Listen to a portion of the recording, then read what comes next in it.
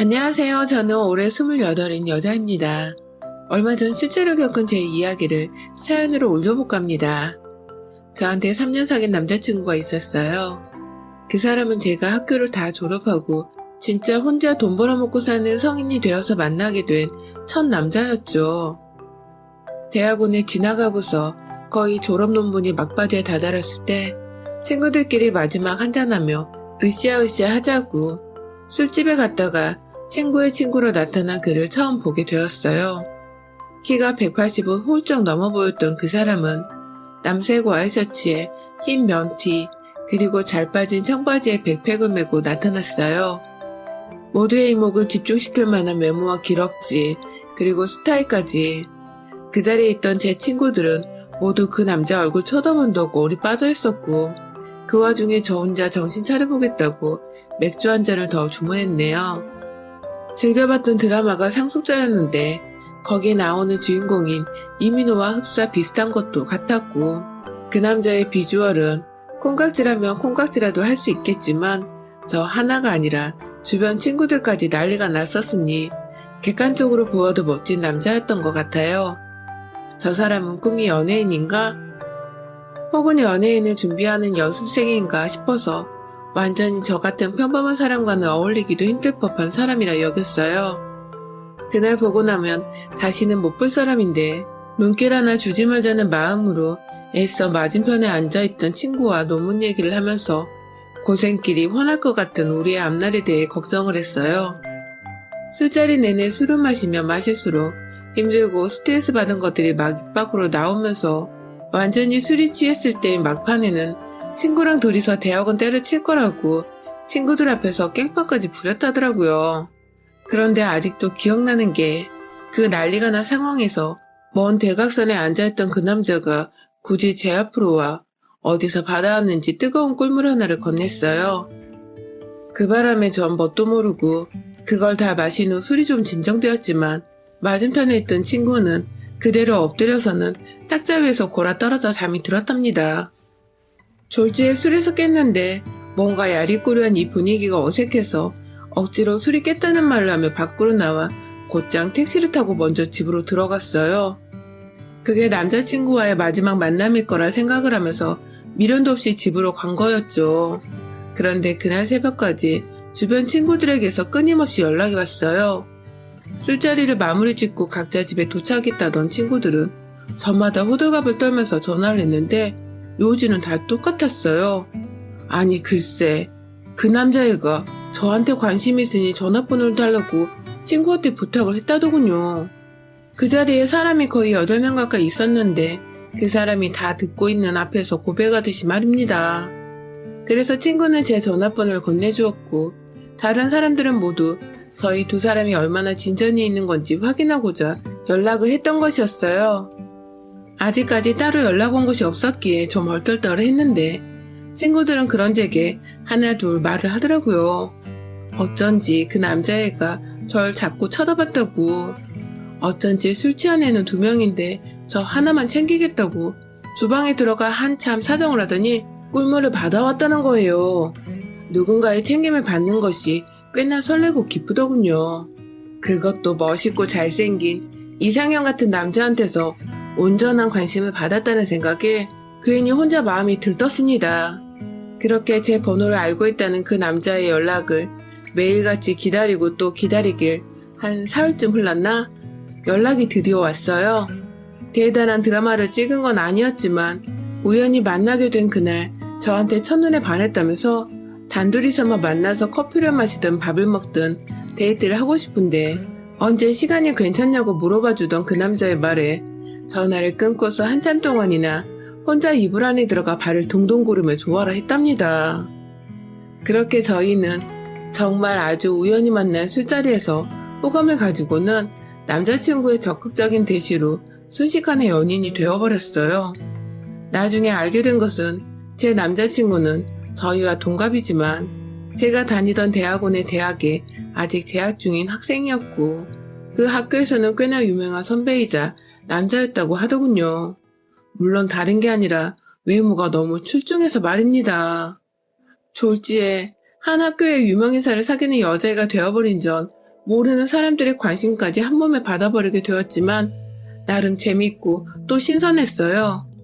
평생 남의 관심이라고는 받아본 적이 없이 살아온 제가 어쩌다 이렇게 눈에 넣어도 안 아플 멋진 남자친구를 사귀게 되었나 싶어서 오히려 뿌듯하기도 했어요. 이랬던 남자친구와 저는 거의 3년을 가까이 연애를 하면서 깊은 관계를 유지했습니다. 제가 외모만 보았더라면 절대 이 사람과 오랜 시간 만나지 못했을 거예요. 잘생겨봤자 성질머리가 더러우면 상종하고 싶지 않았을 테니까요. 하지만 이 사람은 외모만큼이나 성격이 참 고운 사람이었어요. 남자한테 곱다는 표현이 웃길 수도 있지만 섬세하고 진중하고 또 매사에 촐싹거리지 않고 차분한 것이 딱 곱고 착하다는 표현이 어울리는 사람이었죠. 형이 하나 있는데 어릴 적부터 형한테 뺏기고 맞으면서 자라느라 무언가를 가져보고 욕심내는 것에 아직 서툴다며 그중 처음으로 욕심내고 다가가 보려고 한 것이 저였다면서 달콤한 말로 사람 귀와 마음을 흔들어대던 이 남자에게 저는 해가 지날수록 완전 홀딱 빠져버리게 되었습니다. 그렇게 매일을 처음 만나는 사이처럼 알콩달콩하게 잘 지내다 보니 저는 어느새 직장인이 되었고 남자친구도 저 취직하고 1년 뒤까지 취준생활을 하다가 마침내 한 회사에 채용이 되었어요. 애초에 저는 대학원까지 졸업을 했었고 나름 학점관리에 취업 준비도 똑부러지게 했었기에 좋은 회사에 취업을 할 수 있었는데 생각보다 잘 풀릴 거라 여겼던 남자친구는 사정이 정반대였어요. 학교 자체가 인서울 상위권인 학교이기도 했고 남자친구가 외모도 잘생겼고 사람이 반듯한 걸로 킹카라 소문이 나 있었기 때문에 전 당연히 이 사람이 학점관리도 착실히 했고 또 취업도 나름 잘 준비했을 거라고 생각을 했는데요. 막상 졸업을 하고도 취준생활을 1년 정도 이어가길래 옆에서 도와주고 싶은 마음에 이력서나 자기소개서 첨삭을 해주려고 한 적이 있는데 정말 가관이더라고요. 학점은 평균 3주차 넘기지 못했고 토익 800점짜리 말고는 이렇다 할 자격증이나 어학 점수가 없었어요. 안 그래도 문과생들은 취업하기 힘들다고 대학 가서 취업 준비에 먹을 맴만 살고 있는데 이 사람은 완전 남일처럼 그걸 손 놓고 대학을 다녔나 보더라고요. 처음엔 당황스럽고 살짝 실망이 되려고 했는데 이내 마음을 도로 잡았습니다. 내가 좋아하던 사람은 공부를 잘하고 못하고를 떠나서 나에게 잘해주고 날 설레게 해주던 온전히 성격 좋고 잘생겼던 사람이었으니까 학점은 그럴 수 있을 거라며 애써 이해를 해보려고 노력을 했죠. 그렇게 다시 으쌰으쌰해서 남친 취업을 도와주고 격려해주고 다행히도 비교적 규모는 작지만 망할 일은 절대 없는 탄탄한 중소기업에 들어갔습니다. 서로 직장인이 되어 만나니 전보다 훨 어른이 되어 만나는 것만 같아 또 색다른 기분이 들었어요. 제가 직장을 먼저 다닐 적에는 월급을 받는다는 이유로 제가 데이트 비용을 주로 내는 편이었는데 남자친구가 취업을 한 이후로는 자기가 돈을 내고 싶다며 먼저 데이트 비용을 지불하고 이런 식으로 저희는 서로에게 부담이 되지 않는 선에서 최대한 배려를 하고 맞춰주면서 큰 싸움이나 마찰 한 번 없이 잘 연애를 해갔습니다. 그러다가 남자친구가 문득 결혼 얘기를 꺼냈습니다. 함께 결혼해서 데이트를 하는 기분으로 매일을 살면서 미래를 갖고 나가보는 게 어떠냐고 물어보더라고요.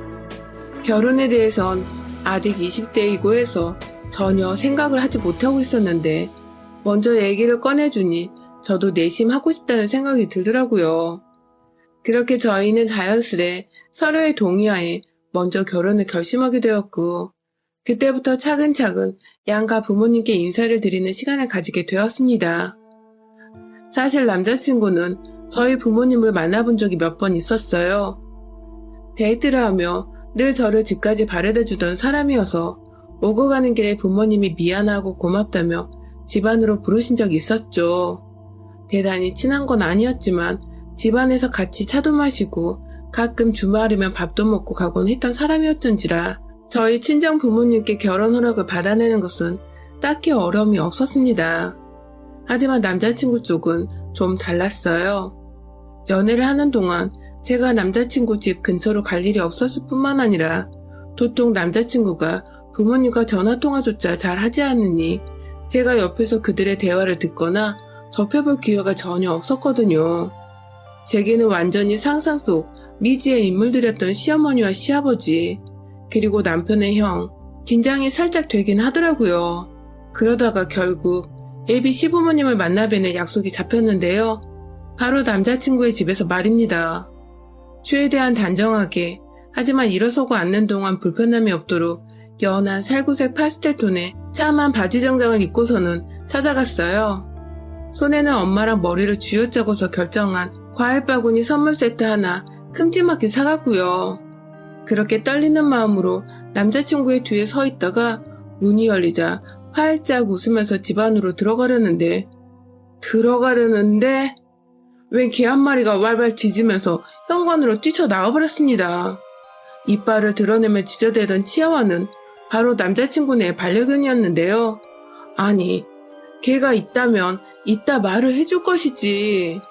남자친구는 그가 3년 동안 단 한 번도 개소리를 한 적이 없어가지고 저는 전혀 예상치도 못하게 개와 영접을 하게 된 것이었어요.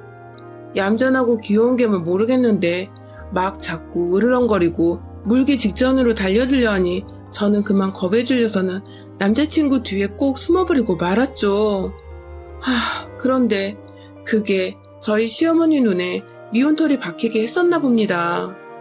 시어머니는 첫 만남부터 며느리가 될 애가 인사는커녕 개 피한다고 아들 뒤에 숨어서 나오더라느니 적잖게 기분이 상하셨나 보더라고요. 개를 무서워하냐고 그 한마디만 물어봐 주셨더라면 제가 어떻게든 양해를 구하며 죄송하다 말씀을 드렸을 텐데 시어머니는 그 첫 만남 첫 순간부터 내 애완견을 싫어하는 며느리라며 딱 단정을 지으시고는 그날 인사드리는 자리 내내 치아와를 두 팔에 안으시곤 그 개가 절 으르렁하며 노려보고 있는데도 단 한 번 괜찮냐 묻지도 달래주지도 않으셨어요. 저는 내내 혹여나 시어머니가 저 개를 놓쳐서 이 개가 나한테 달려들면 어쩌나 싶어 불안해했고 저 같은 비반려인은 생각조차 해주지 않는 시어머니 태도가 오히려 제게도 영 껄끄럽게 좋게 보이지만 않았습니다. 저 혼자 괜찮다고 상관없다고 하기엔 제가 분명 개를 좀 무서워하는 편이었기에 그냥 넘길 수 없는 문제였고 그렇다고 반려인인 어머님이 조금은 이해를 해주시고 강아지를 어디 안에 잠시 놔두든 강아지 집안에 잠시 놔두든 할 수 있었을 텐데 어머님은 저 보란듯이 일부러 그러시는 것 같았어요. 그러다 결국 사건이 터졌어요. 밥이 다 되었다면서 일어나시는 시어머님이 개를 확 바닥에 두시는 바람에 그 개는 자기 몸이 자유로워지자마자 벼르고 있었던 저를 향해 달려들었고 졸지에 저는 놀라 도망치려다 결국 제 바지가 뜯기고 종아리 부분이 살짝 물리고야 말았습니다. 네, 결국 피를 본 것이죠. 그 바람에 남자친구도 놀라 순간적으로 어머니께 소리를 쳤어요. 왜 자꾸 으르렁거리고 있던 애를 조심도 안 하고 바닥에 놔뒀냐며 순간적으로 화를 냈고 어머님은 그 바람에 내가 뭘 죽을 죄를 지었다고 소리를 지르냐며 제 앞에서 아들과 논쟁을 벌이셨죠. 졸지에 당황스럽게도 죄인이 되어버린 저는 시아버지와 멀뚱멀뚱 서로를 바라보며 괜찮냐, 괜찮다는 뉘앙스만 반복해 주고받았고요. 정말 그날 밥이 코로 들어갔다 해도 믿을 만큼 앞에 있는 시어머니 눈치 본다고 아주 정신없이 먹었습니다.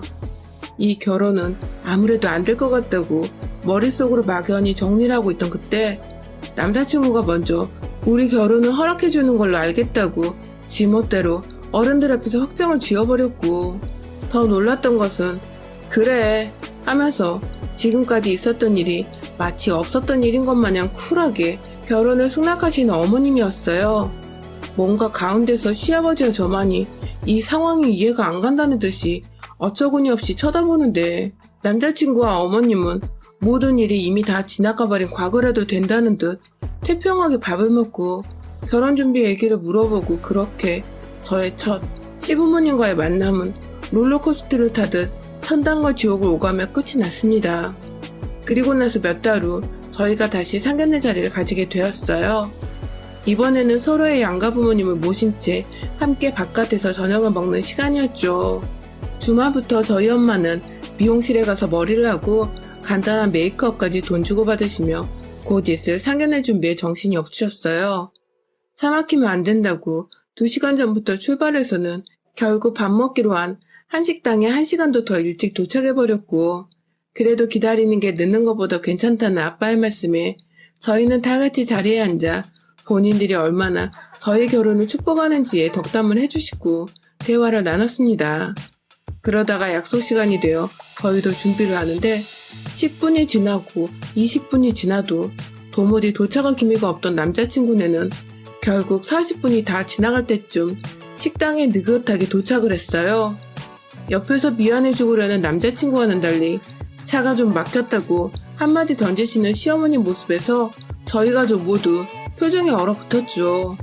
말 그대로 사돈과의 기싸움을 시전하고자 하는 예의 없고 철딱선이 없는 시어머니 모습에 실망을 해버린 것이었죠. 미안하다는 말 없이 자리를 잡고 앉은 시댁 어른들은 이내 배가 고프다며 빨리 주문하자고 해서 저희 부모님도 엉겹결에 주문을 했어요. 도착한 지 2시간이 다 되어가는 와중에도 메뉴를 제대로 보지도 않았던 저희 부모님은 시부모님 재촉에 아무거나 주문을 해버리곤 당황해 서로를 쳐다보셨습니다. 왠지 시아버지도 얼굴에는 미안한 표정이 역력하신 것 같은데 말 한마디를 제대로 해주질 않으셨어요. 그렇게 밥이 나오고 서로 대화를 오가며 서로의 기분은 계속해서 상해갔어요. 시어머니는 제가 일단 남자친구보다 학력이 더 높다는 것에 왜인지 자격지심이라도 드시는 건지 자꾸만 자식들 일자리를 얘기하고 있는 와중에 대학원 나와봐야 필요가 없다면서 그건 다 돈지랄이고 취직 못하는 애들이 진학하는 거 아니냐며 까내리는 말씀을 하셨습니다. 제가 바로 앞에 있고 남자친구도 그쯤 하라고 말을 자제시키는데도 뒤늦게야 아, 너도 대학원 나왔다며? 하시며 저를 꼽주시던 시어머니. 당연히 저희 부모님은 표정이 좋지 않았죠. 그러다가 또 회사 얘기가 나오면 좋은 회사 들어가봤자 여자애들은 시집가고 애 낳으면 잘 풀리지도 않는다며 그냥 집에서 조신하게 남편 기 살려주며 뒷바라지 하는 며느리 아니면 결혼 허락할 생각이 없다는 등의 구시대적인 발상을 말로 꺼내시며 탄식을 하시고는 또 뒤늦게야 아, 너도 회사는 큰데 다니지? 곧 잘리겠구만 하면서 결혼하고 남편이나 잘 챙겨주라고 그걸 덕담이라고 짓거리고 계시던 시어머니. 점점 저희 부모님은 말씀이 없어지셨고 급기야 아버지는 입을 꾹 다물어 버리셨습니다. 남자친구와 예비 시아버지도 그런 저희 아빠 표정을 보시고는 이제 진짜 안 되겠다 싶었는지 시어머니 말씀하실 때마다 헛기침을 하시고 괜히 한번 쳐다보며 그만하라 눈치를 줬는데 시어머니는 이 자리에서 완전히 사돈기를 죽이고 아들보다 좋은 대학 나와 좋은 직장 가진 며느리 기세를 꺾어보기라도 하겠다는 듯이 말을 이어가셨어요. 그러다 결국 하지 말아야 할 소리까지 필터링 없이 꺼내셨습니다. 아니 글쎄 마지막까지 그래도 사돈이라고 비유를 맞춰드리고 상대를 해드리고 있던 저희 엄마한테 사돈 되실 분이 참 성격이 둔해 터졌다며 제가 하는 말 다 알아듣긴 한 거죠? 하면서 지금껏 제 욕을 돌려 말한 것을 저희 엄마가 이해를 했냐는 식으로 비꼬며 물어보는 게 아니겠어요? 이 여편녀가 하다 결국 선을 넘어버린 겁니다. 그 바람에 아버지가 옆에서 참다가 아 진짜 하면서 탁 하고 일어나시는데 제가 먼저 선수 쳤습니다. 딸 자식 잘 키워주신 거 이럴 때 쓰라고 있는 거잖아요. 나 비꼬는 건 참을 수 있지만 내 엄마 내 부모님 우습게 만드는 꼴은 도저히 그냥 넘어갈 수가 없었어요. 음식들을 하나둘 차려져서는 상 한가득 한 장씩들이 메꿔졌는데 제 눈에는 오로지 그것들이 제 입에 들어갈 게 아닌 무기로만 보였습니다. 가장 먼저 한가운데에 자리 잡고 있던 오리밀쌈 세트를 확 시어머니 면상에 부었어요. 말 좀 가려서 하라고 된통 소리를 지르고는 오리밀쌈에 이어 옆에 있던 깻잎과 호박전, 김치의 각종 나물들까지 다 비워져 있던 오리밀쌈 그릇에다가 마구 퍼부어서는 이번엔 시어머니 옆으로 다가가 머리에다 대고 탈탈탈 국물까지 털어서 부어버렸어요. 남자친구는 물론이고 시아버지까지 당황해서 말리다기보단 결국 일이 터졌구나 싶어서는 처음 몇 초간 벙쪄 있다가 뒤늦게야 그만하라고 시어머니가 아닌 절 말리러 오셨고 그 바람에 시어머니는 이게 뭐냐며 막 씻겨낸 물을 찾는데 그 꼴을 보고는 저희 아빠가 앞에 있던 시원한 냉수통을 갈비 뜯고 남은 뼈 집어넣으라고 놓여져 있던 빈통에다가 콸콸콸 부어서는 그걸 그대로 시어머니 면상에 쏟아 부어버리셨네요. 졸지에 식사를 제대로 하지도 못했는데 입이 아닌 온몸으로 받아드신 우리 시어머니. 당황해서는 눈만 껌뻑껌뻑 하면서 앞만 쳐다보더라고요. 저희 엄마를 말입니다. 그런 모습에 저희 엄마는 제 속이 통쾌하도록 헛웃음을 지으시며 제가 딸 하나는 참 잘 키웠죠? 하며 비꼬시고는 저까지 데리고서는 그 자리를 벗어났습니다. 나가는 길에 저도 시어머니 얼굴 한 번 더 보면서 당신 같은 시어머니는 집 한 채를 줘도 싫다며 가운데 손가락을 짠 하고 날려줬어요. 그날 남자친구는 잘못했다고 빌다가도 자기 엄마가 내내 우신다고 너무한 거 아니냐고 또 한 소리를 하다가 또 정신 못 차리고 다 자기가 잘못했다고 비는데 아무리 좋고 되게 잘해줬던 남자친구였어도 시어머니가 그 모양이니 정말 정이 하나도 안 가더라고요. 역시 결혼은 현실이란 말이 딱 맞아 떨어지는 대목이었습니다. 완전히 이별을 통보한 후에도 한동안 매달리겠다고 저희 집을 찾아왔지만 얼마 전 저희 아빠랑 독대를 하고서는 그 후론 더 이상 오질 않더군요. 대충 들어보니 당신네 부모 같은 시부모를 두게 하느니 평생 독신으로 살게 하겠다고 아빠가 단호히 말을 하셔서 남자친구도 잔뜩 겁먹고 충격받은 채 돌아갔다고 하네요. 지난 시간 동안 사랑했던 시간이 너무 아쉽고 미련이 남지만 내 부모 욕보이면서까지 기죽이려 한 시댁을 두느니 차라리 내 몸뚱이를 스스로 아끼면서 부모님이 더 좋은 말씀과 좋은 사람만 듣고 보며 사시도록 하는 게 100배 1000배 낫다는 생각을 했어요.